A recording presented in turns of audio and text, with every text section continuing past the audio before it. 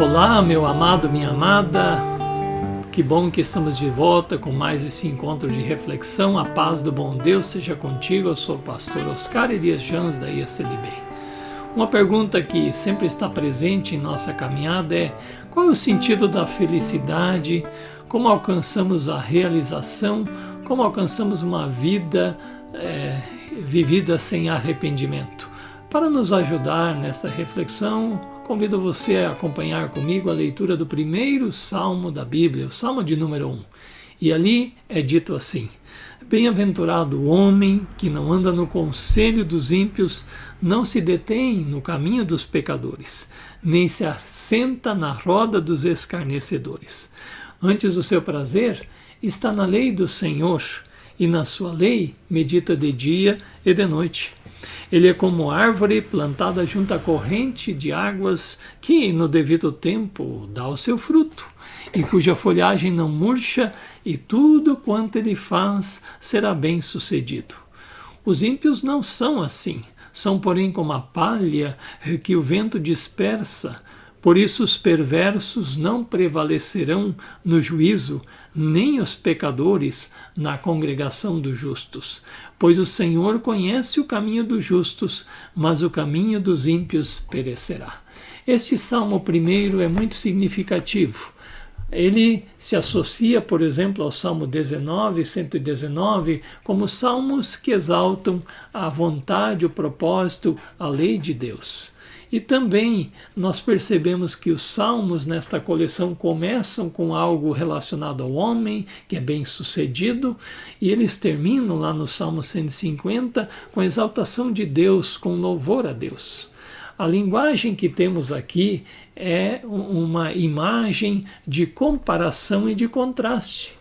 Muito comum nesses livros chamados de sabedoria, como Jó, Salmos, Provérbios. Aqui, por exemplo, que se fala do contraste entre a pessoa que busca Deus e a pessoa que não busca Deus, que não teme a Deus. E, em primeiro lugar, está dizendo que a pessoa que busca Deus mostra justamente o que ela busca e o que ela evita.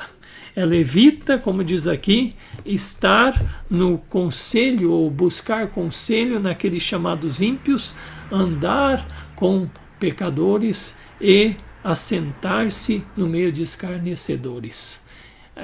Ímpio é aquela pessoa que promove o mal. Pecador é a pessoa, segundo a Bíblia, que vive abaixo do padrão proposto por Deus, uma vida miserável. E escarnecedor é justamente o retrato de pessoas que zombam de tudo, com uma ostentação, zombam do pobre, zombam do mais fraco, zombam de padrões elevados, fazem piadas racistas, sexistas, preconceituosas, vivem uma vida de zombaria. E aquela pessoa que quer viver uma vida diferente tem um outro foco. O seu foco está, como diz no versículo 2, na lei do Senhor, e nela medita noite e dia. Meditar aqui tem um significado interessante, que tem a ver, como diz um estudioso, como aquele ruído que faz a pomba, ou como murmurar assim silencioso, lembrando até mesmo aquele fluir das águas de uma fonte, onde se busca o significado para a existência.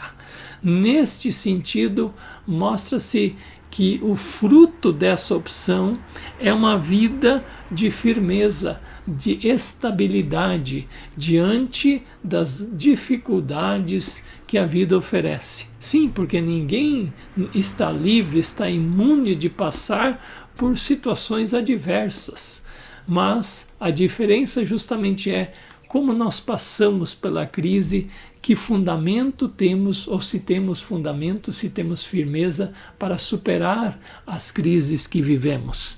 E diz aqui que a pessoa que opta por meditar na palavra de Deus, seguir os seus ensinos, seguir aquilo que diz a direção que Deus tem para a sua vida, o caminho que Deus tem para ele, é uma pessoa que terá uma vida bem-sucedida. O que é ser bem-sucedido na linguagem bíblica é alcançar um propósito que Deus estabelece para você, um propósito que você se propõe a alcançar e que, é claro, muitas vezes leva tempo, não acontece de uma forma instantânea, como muitas coisas na vida. Por fim, este salmo também mostra que nestes dois caminhos a serem seguidos, aliás, antes ainda diz que aquele que não segue este caminho é como uma palha que se dispersa no vento, que não tem raiz nenhuma.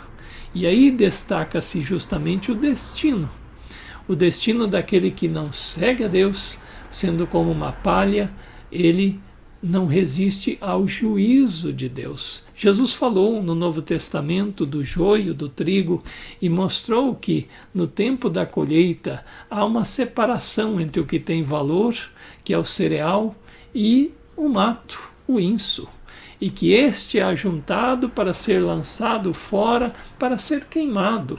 Esta é uma dimensão, uma expressão do juízo de Deus sobre quem decide distanciar-se dele.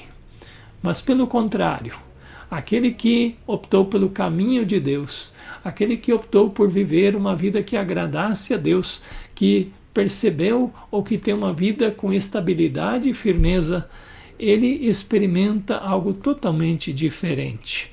E a gente percebe inclusive um crescendo, uma inversão aqui entre esses dois estilos de vida. Enquanto o justo que teme a Deus começa sozinho, está no singular no versículo 1, agora no final está no plural e dá uma dimensão de multiplicidade, de congregação, de assembleia, de estar junto em júbilo com muitas pessoas. É o resultado de uma vida que, mesmo em meio ao sofrimento, experimenta agora o regozijo, experimenta a aprovação de Deus. Pelo contrário, o ímpio, o que se distancia de Deus, o que não quer saber dos seus ensinos, e a gente sabe disso muito bem pelas experiências da vida, experimenta agora o abandono, não tem mais motivo para zombaria, mas tem sim motivo para choro e desolação, e aliás o termo que é colocado aí, ele experimenta a perdição e a destruição. Respondendo à nossa pergunta do início, qual o caminho para a felicidade, qual é o caminho para uma vida sem arrependimento? Este é o caminho que Jesus nos mostrou, porque Ele é o caminho. Ele viveu mesmo em meio a pecadores, sem se contaminar pelo pecado, mas muito pelo contrário, mostrando o prazer que tinha em fazer a vontade de Deus, em fazer o que agrada a Deus. Que Deus, em sua infinita misericórdia, ajude você também a escolher este caminho, o caminho por meio de Jesus, o caminho de uma vida de realização, de paz, o caminho de uma vida sem arrependimento. Pense e medite sobre isso, escolha este caminho, o caminho bem-sucedido. Deus seja contigo, Deus te abençoe.